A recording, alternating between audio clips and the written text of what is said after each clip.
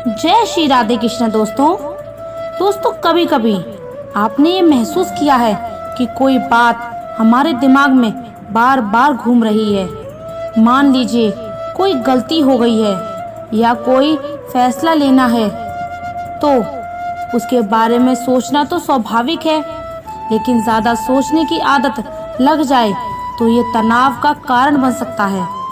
ऐसे में मन तरह तरह के विचार आने लगते हैं, जैसे क्या होगा अगर मैं असफल हो गया, या क्या मैंने उन्हें नाराज कर दिया। यह विचार हमें चिंतित, परेशान और बेचैन बना देते हैं।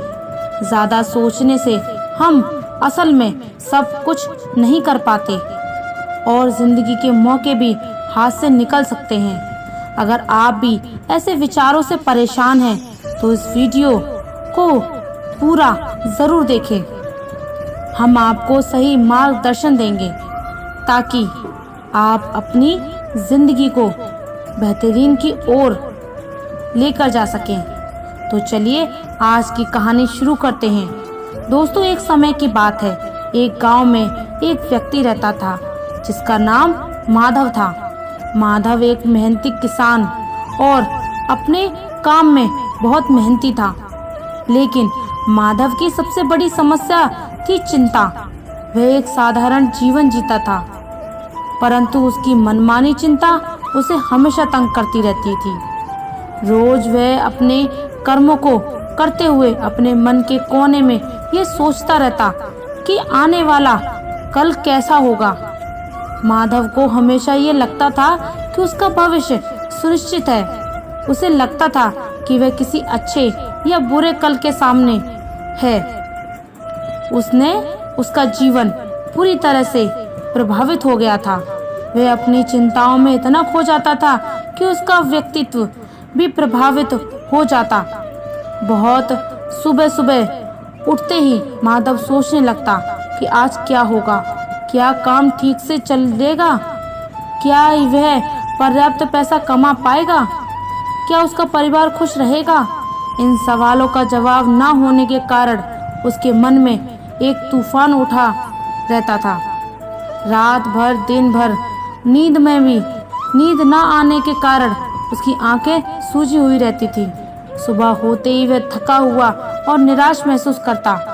उसकी चिंता सिर्फ भविष्य तक ही सीमित नहीं थी, वह हर छोटी छोटी बात को लेकर भी चिंतित रहता। यदि कोई काम समय पर पूरा ना हो पता तो वह घंटों सोचता रहता, लेकिन क्या होगा इसका पूरा परिणाम। इस चिंता के कारण वह जीवन का आनंद नहीं ले पाता था। वह एक ऐसा व्यक्ति था जो हर काम शुरू करता था, लेकिन उसे पूरा करने का साहस नहीं होता। डर का साया उसके पीछे हमेशा बना रहता था, जो उसे बीच में ही हार मानने पर मजबूर कर देता था। यह डर केवल असफलता का ही नहीं था, बल्कि अपने और अपने परिवार के भविष्य को लेकर भी था।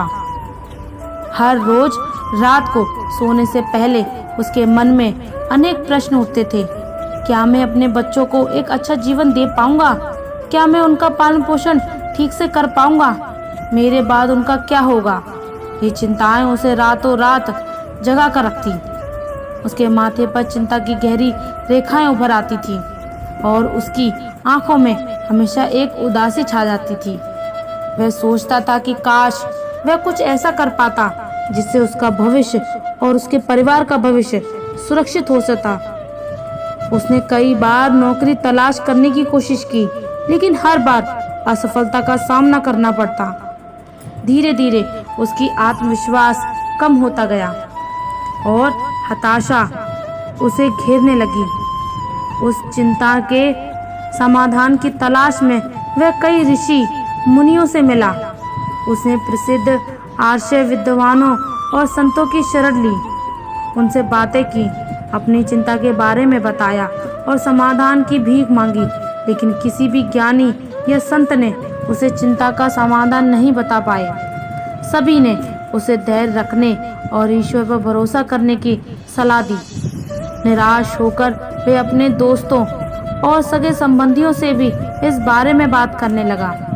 कई लोगों ने उसे सलाह दी कि वह अपना धन किसी सुरक्षित जगह पर निवेश करे ताकि उसे मुनाफा मिल सके।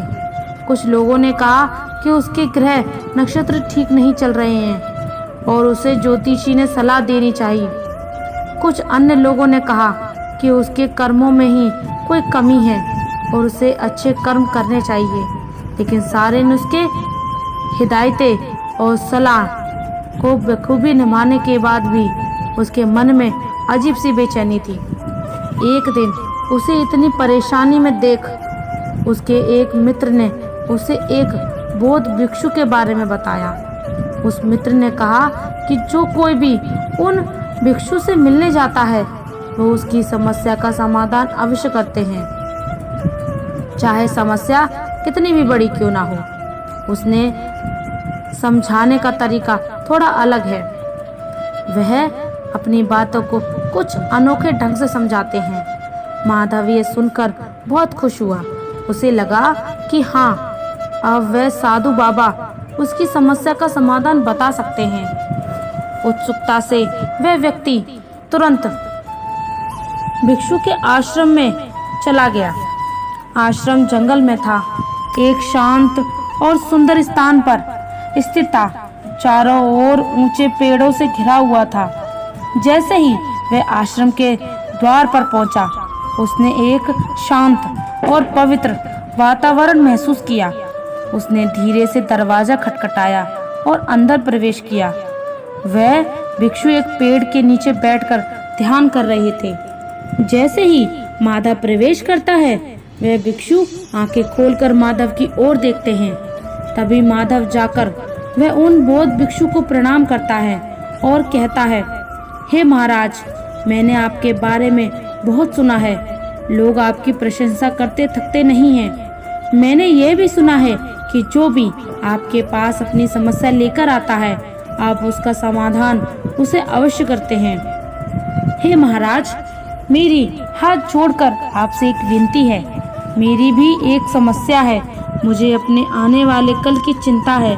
मैं चाहता हूँ कि मेरे बच्चे और मेरा परिवार सुरक्षित रहे और उनका भविष्य सुरक्षित हो सके। मैं अपने भविष्य की चिंताओं में अपना सारा समय गुजार देता हूँ। मुझे बहुत डर लगता है। भविष्य के बारे में सोच सोचकर मेरे मन में अनेक प्रकार के प्रश्न उठते हैं। क्या मैं अपने बच्चों को एक अच्छा जीवन दे पाऊंगा? क्या मैं उनका पालन पोषण ठीक से कर पाऊंगा? मेरे बाद उनका क्या होगा? ये चिंताएं मुझे रातों रात जगाए रखती हैं। अगर आप इसका समाधान कर देंगे तो आप जो चाहेंगे मैं आपको वह देने के लिए तैयार हूँ। भले फिर भी मुझे बाजार से कर्ज क्यों न लेना पड़े। माधव की बात सुनकर वह बौद्ध भिक्षु मुस्कुराते हैं और कहते हैं, बेटा, धन दौलत से मेरे मन को कोई संतोष नहीं मिलता। मुझे ये सारी चीजें नहीं चाहिए। मैं तुम्हारी समस्या का हल तभी निकाल सकता हूँ जब तुम मेरी बातों पर गंभीरता से ध्यान दो।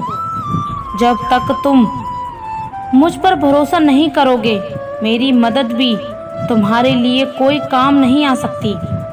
अगर तुम्हें मुझे कुछ देना ही है तो मैं तुम्हारा समय चाहता हूँ।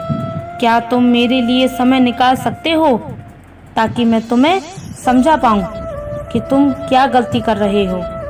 ये सुनते ही माधव की आंखों में जो आशा की किरण चमक उठी और वह तुरंत ही भिक्षु से बोला, जी गुरुजी, मैं आपको अपना समय दे सकता हूँ। आप जो कहेंगे मैं वह करूँगा। बस आपको मेरी समस्या का समाधान देना होगा।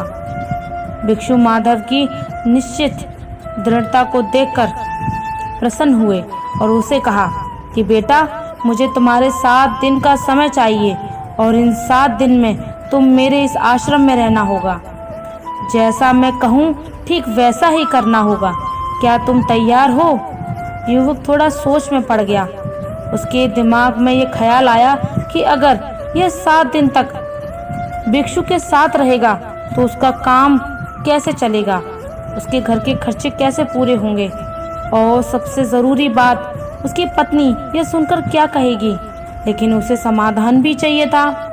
माधव ने सोचा, अगर मैं अपनी पत्नी से कहूँ कि मुझे अपनी समस्या का समाधान ढूंढकर बेहतर इंसान बनना है और उसके लिए मुझे 7 दिन इन भिक्षु के साथ रहना है, तो अवश्य उसकी पत्नी उसे भिक्षु के साथ रहने की इजाज़त दे देगी।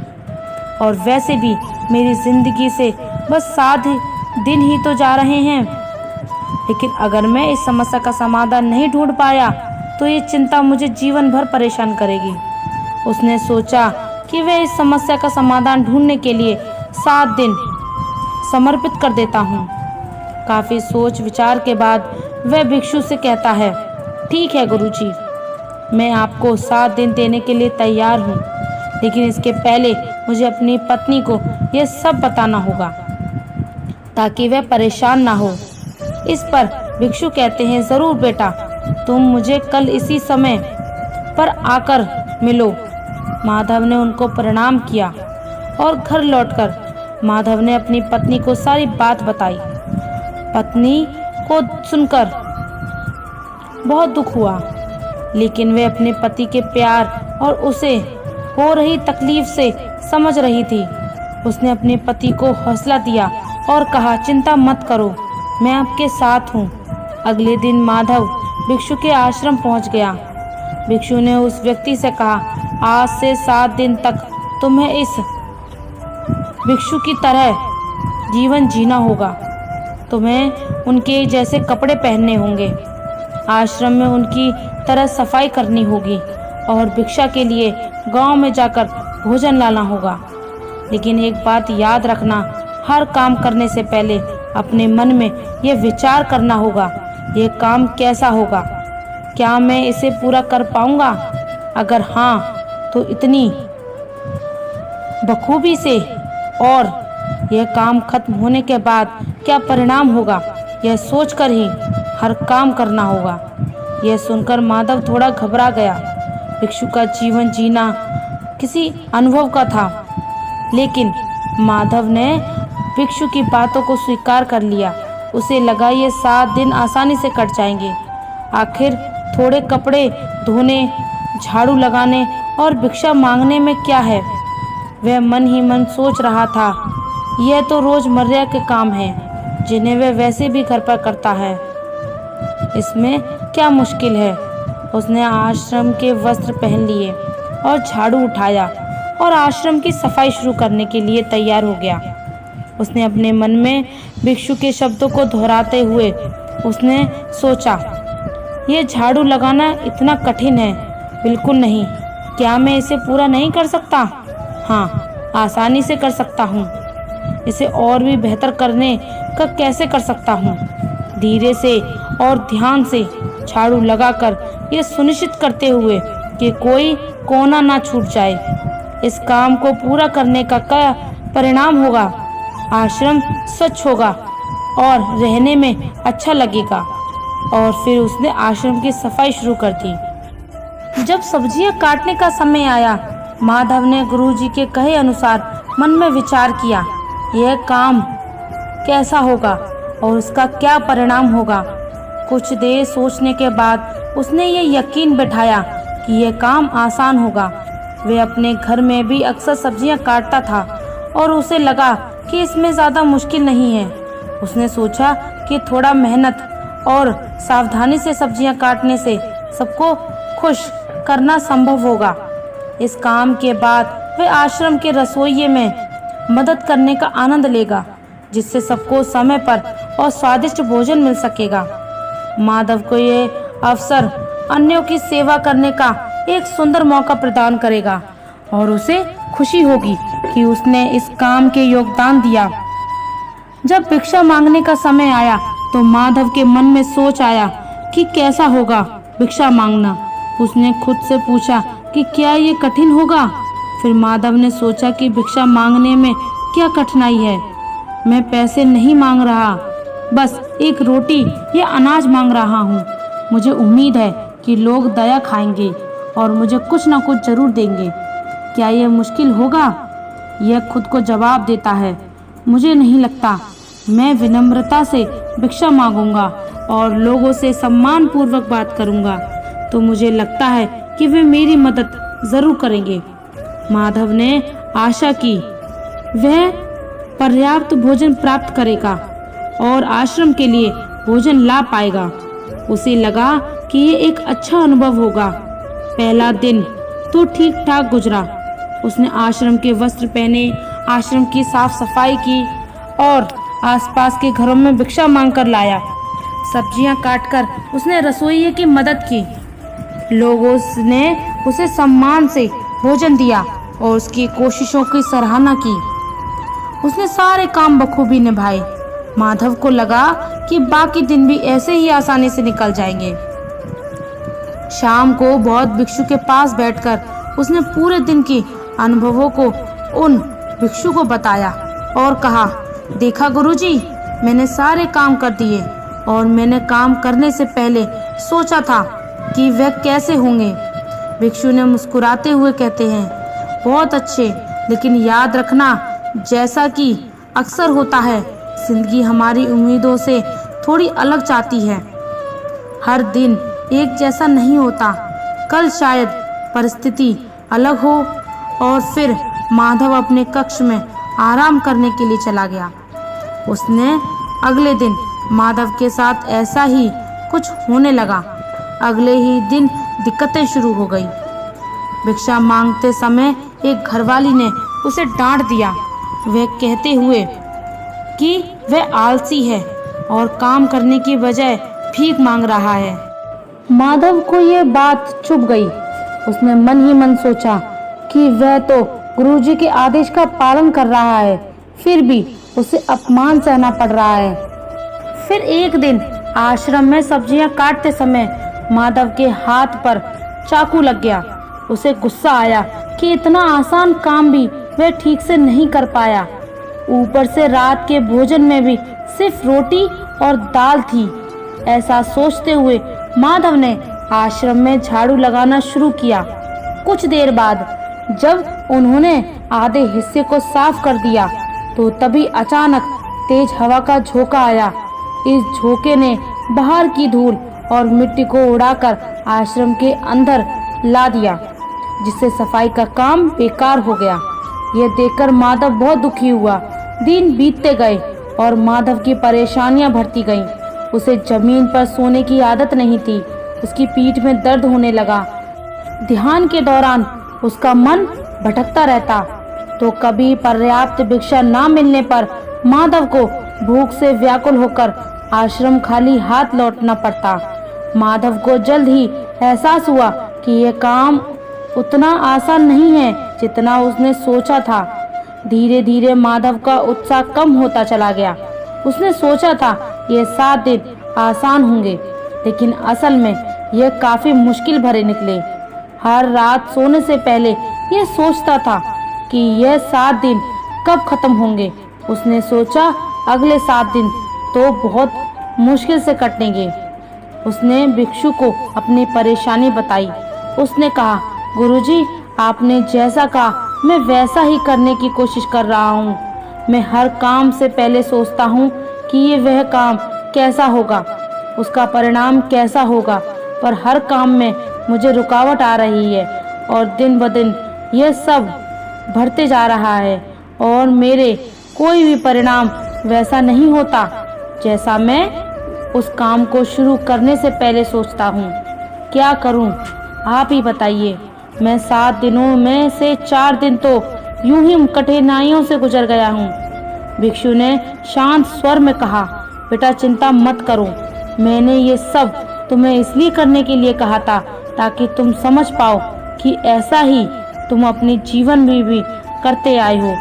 तुम इससे पहले अपने जीवन में हर काम को शुरू करने से पहले इसके परिणाम क्या होंगे यह सोचने में अधिकतर समय बिता देते हो। भविष्य में ये कैसा होगा या यह कैसा होना चाहिए, भविष्य में तुम्हारे पास कितना पैसा होगा या फिर पैसा नहीं हुआ तो क्या होगा, कि अगले साल बारिश नहीं आई तो फसल कैसे उगेगी, तुम मर जाएंगे या क्या करोगे। और इसी कारण तुम वर्तमान में कोई काम नहीं कर पाते थे। लेकिन असली बात तो यह है कि वर्तमान ही तुम्हारा भविष्य बनाता है और बिगाड़ता है। और तुम जो उन भविष्य के भूतों के बारे में सोचकर डर रहे हो जो असल में तुम्हारे हाथ में है ही नहीं। मुझे बताओ, क्या तुम्हारी मृत्यु तुम्हारे हाथ में है? माधव उन भिक्षु से कहता है, नहीं गुरुजी। भिक्षु माधव से फिर पूछते हैं, क्या बारिश से ज्यादा या कम गिरना तुम्हारे हाथ में है? नहीं गुरुजी। तो क्या यह सही नहीं होगा कि तुम उन काल्पनिक भविष्य के डर से भरे हुए भूतों के बारे में सोचना छोड़ के तुम अपने उस सुनहरे भविष्य के बारे में अभी इसी वक्त क्या कर सकते हो? माधव गुरुजी से इस ज्ञान को समझते हुए बड़े ही गंभीर तरीके से बातों को अपने अंदर उतारता है और कुछ देर शांत रहने के बाद गुरुजी से पूछता है, तो क्या गुरुजी आप यह कह रहे हो कि मैं भविष्य के बारे में सोचना छोड़ दूं, कोई लक्ष्य ना रखूं अपने जीवन में? ऐसे तो मेरे जीवन का कोई अर्थ नहीं रह जाएगा। इस पर वह भिक्षु जोर से हंसते हुए कहते हैं, बेटा ये तो बेवकूफ़ी होगी कि अगर तुम लक्ष्य को ही नहीं रखोगे अपने जीवन में, जो तुम्हें कैसे पता चलेगा कि किस दिशा में अपने कार्य करने हैं और किन जगहों पर अपनी राशियां खर्च करनी है। आगे वह बौद्ध भिक्षु कहते हैं कि दुनिया में हर किसी को भविष्य के बारे में सोचना चाहिए, लेकिन यह भी याद रखो कि भविष्य के बारे में सिर्फ सोचना चाहिए ताकि तुम अपनी दिशा तय कर सको, एक लक्ष्य बना सको, ताकि तुम्हें पता हो कि तुम्हें क्या और कहाँ जाना है और क्या बनना है। लेकिन अगर तुम उस के बारे में सोचते रहने की भूल करोगे और वर्तमान में उस लक्ष्य को पाने के लिए कुछ भी नहीं करोगे, तो तुम्हारे जीवन में निराशा और दुख के सिवाय कुछ नहीं बचेगा। और इसलिए अब से तुम्हारे 7 दिनों में से बाकी के दिन तुम हर काम अब इस नए ज्ञान को ध्यान में रखते हुए करना। अब से तुम्हें कोई भी काम करने से पहले बस अंतिम परिणाम तय करना होगा और उसके बाद उस लक्ष्य तक पहुंचने के लिए जो भी करना पड़ेगा तुम्हें वह करना है। जैसे कि अगर कोई तुम्हें भला बुरा कह रहा है तो तुम्हें अपने मन को शांत करके ये समझना होगा कि लोग खुद की परेशान होते हैं अपनी ज़िंदगी में, वह कितना गुस्सा बस तुम्हें देखकर नहीं हुए हैं। उन्हें माफ़ करो ताकि वह तुम्हारे मन को तंग ना कर सके और तुम किसी और इंसान के पास जाओ भिक्षा लाने, या कभी प्राकृतिक तौर पर तुम्हारे लिए कुछ बुरा होता है जैसे कि हवा के तेज झोंके से मिट्टी आना और तुम्हारे सारे झाड़ू मारने की मेहनत पर फेल हो जाना। इस वक्त तुम हार मानकर अपने लक्ष्य को पूरा करने के लिए जो भी बन सकता है तुम्हें करना है। जरा सोचो क्या हो जाएगा अगर तुम्हें और एक झाड़ू मारना पड़े? क्या तुम पतले हो जाओगे? क्या तुम मर जाओगे? क्या सिर्फ एक हवा का झोंका ही तुम्हें रुलाने या परेशान करने के लिए काफ़ी है? झाड़ू उठाओ और फिर से मेहनत करो, क्योंकि बेटा सिर्फ एक चीज़ है जो हमारे भविष्य को सुरक्षित कर सकती है और वह है उस भविष्य को पूरा करने के लिए वर्तमान में की गई मेहनत। आगे गुरुजी माधव की आंखों में देखकर धीरे से कहते हैं, और मज़े की बात तो ये है कि नियम का इस्तेमाल तुम अपने जीवन की कठिनाइयों को भी दूर करने के लिए इस्तेमाल कर सकते हो। अपने परिवार का भविष्य सुखद बनाना था ना, इसी परेशानी को हल करने आए थे ना तुम मेरे पास? माधव बड़े ही दुख भरे आवाज से कहता है, जी गुरुजी, मुझे अपने परिवार के भविष्य की बहुत चिंता है। गुरुजी कहते हैं, तो इसका मतलब तुम्हें अपना लक्ष्य पता है, बस अब तुम्हें वर्तमान में जो भी करना पड़े वह करना। उसे पूरा करने के लिए अपने काम में दुगनी मेहनत करना। बस भविष्य के सोचते रहने से वह कभी नहीं बदलेगा। माधव को अपने विचारों में एक अजीब सी स्पष्टता का अनुभव होता है। कुछ देर शांत बैठकर उसने जो कुछ भी सीखा था उसी से याद रखने का संकल्प लिया। फिर भिक्षु से बोला, गुरुजी, अब मुझे सब समझ में आ गया। मुझे लगता है कि बाकी के 3 दिन में आपके निर्देशों का पालन करूंगा। अब जब मेरे सामने कोई बाधा आएगी तो मैं उसे पार कर लक्ष्य तक पहुंचना चाहता हूं, न कि बेकार के सवालों में उलझकर अपना समय बर्बाद करूंगा। भिक्षु माधव की दृढ़ता से मुस्कुराते हुए उन्होंने कहा, बहुत अच्छा माधव, यही वह भावना है जो तुम्हारे सफलता की ओर ले जाएगी। भिक्षु की सलाह को ध्यान में रखते हुए माधव ने अगले 3 दिन बिताए। रास्ते में वाकई कई कठिनाइयां आईं। कभी हार मानने का मन होता, कभी रास्ता भटकने का डर लगता, परंतु उसने गुरुजी के शब्दों को याद रखा। उसने सीखे हुए कौशल का प्रयोग किया और दृढ़ता के साथ हर चुनौती को पार किया। धीरे धीरे माधव को एहसास हुआ कि भविष्य की चिंता करना व्यर्थ है। जो करना है अभी करना है। लक्ष्य तक पहुंचने के लिए हर पल को सही से इस्तेमाल करना चाहिए। गुरुजी को प्रणाम करते हुए माधव ने कहा, गुरुजी, आपका बहुत बहुत धन्यवाद। आपकी सीख ने मुझे भविष्य की फिक्र से मुक्त कर दिया है। अब मैं जानता हूँ कि वर्तमान में जीना ही सबसे महत्वपूर्ण है। माधव ने गुरुजी को अलविदा कहा और वापस अपने जीवन की ओर चल पड़ा। 7 दिन बाद जब माधव वापस घर लौटा तो वह पहले से बिल्कुल अलग इंसान था। उसके चेहरे पर एक शांति थी जो पहले कभी नहीं दिखी। अब वह हर पल का आनंद लेने के लिए तैयार था। दोस्तों, आपने आज के इस वीडियो से क्या सीखा वह मुझे आप कमेंट में बता सकते हैं। इसी के साथ उम्मीद करते हैं कि आपको आज का वीडियो पसंद आया होगा। तो इस वीडियो को उस इंसान को शेयर करें जिससे ये कहानी सुनने की ज़रूरत है, और उसी के ठीक बाद चैनल को सब्सक्राइब करें। तो चलिए फिर मिलते हैं ऐसी ही एक और नई वीडियो में एक नई सीख के साथ। तब तक के लिए अपना ख्याल रखें। धन्यवाद। जय श्री राधे कृष्णा।